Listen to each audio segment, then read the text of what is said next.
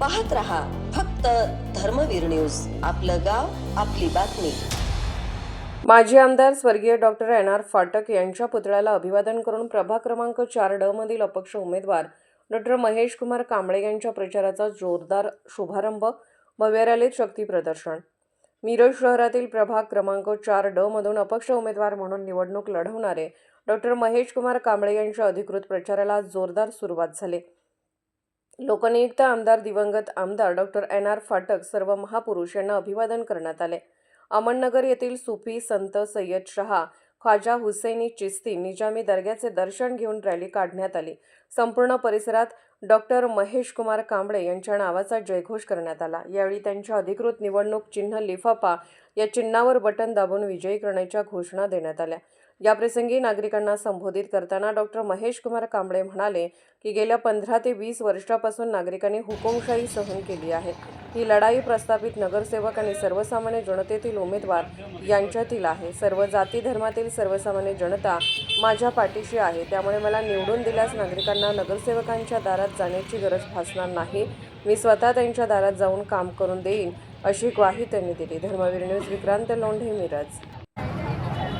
रयतेचे राजे छत्रपती शिवाजी महाराज, भारतीय राज्यघटनेचे शिल्पकार भारतरत्न डॉक्टर बाबासाहेब आंबेडकर, लोकशाहीर अण्णाभाऊ साठे,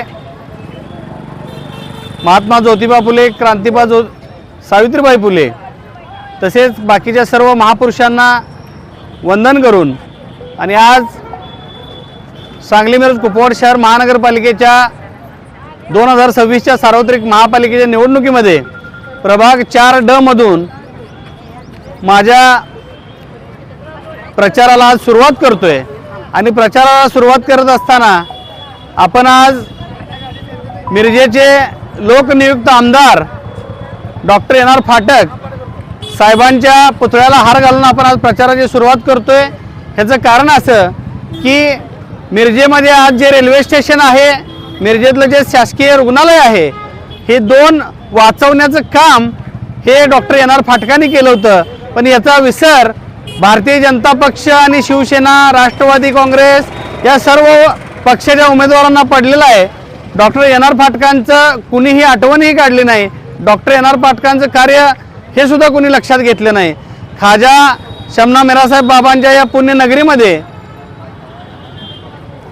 गणेशाच्या या मिरज शहरामध्ये नागरिकांनी गेली 15-20 वर्ष हुकुमशाही सहन केलेली आहे।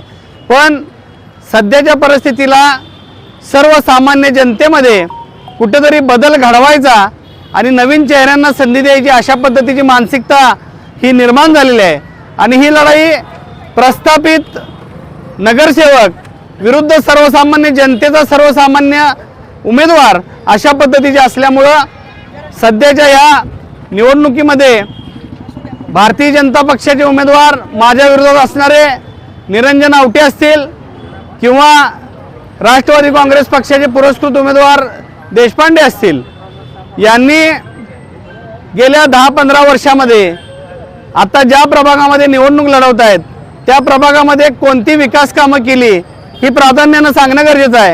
याचं कारण असं की अमननगरचा आमचा जो भाग आहे, या मिरजेचे लोकप्रिय आमदार कैलासवासी हाफिजभाई दत्तुरे साहेबांनी अमननगरचा जो विकास केला, अमननगरच्या विस्तृत भागाचा विकास केला। त्यानंतर डॉक्टर राजेंद्र मेहते यांनी इंदिरानगरला पाण्याची टाकी आणली, गटारी केल्या, स्ट्रीट लाईट केलं। त्यानंतर सध्या 15 वर्ष हे निरंजन आवटी, त्यांचे वडील सुरेश आवटी हे नगरसेवक होते। त्यांनी या भागामध्ये कोणत्या सुखसुविधा आणल्या, ठोस कोणती कामं केली हे जनतेला सांगणं गरजेचं आहे। परवा काहीतरी दत्त कॉलनीमध्ये निरंजन आवटेंनी एक सभा घेतली होती।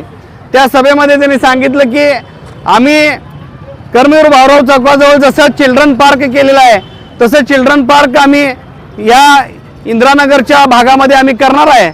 मग 15 वर्ष तुमचा हात कोण धरला होता का 15 वर्ष तुम्हाला इंदिरानगरच्या बाजूला असणारी ओपन स्पेस जागा माहीत नव्हती की बाबा तिथं आपण चिल्ड्रन पार्क करावं, आपल्या उद्यानं विकसित करावीत, पोरांसाठी क्रीडांगणं तयार करावीत, व्यायामशाळा कराव्यात।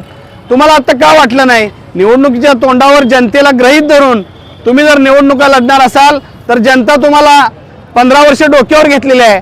जनता तुम्हाला पायाखाली घेतल्याशिवाय राहणार नाही आणि माझ्यासारख्या सर्वसामान्य माणसाला निवडून दिल्याशिवाय राहणार नाही असं सांगतो.